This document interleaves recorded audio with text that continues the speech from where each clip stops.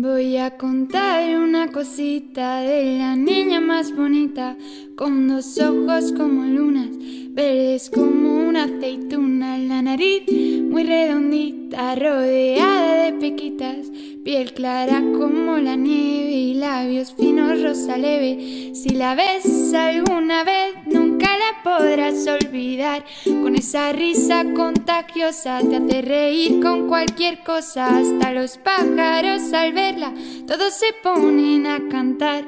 Es una niña talentosa y la bailarina más preciosa, mi Julietita. Con sus rizos marrón coco, el tiempo con ella sabe a poco. Vive a kilómetros de nosotros, tú no la ves ni yo tampoco. Darle un abrazo, tampoco estoy pidiendo tanto. Hablar con ella todo el rato, ver cómo va cumpliendo años.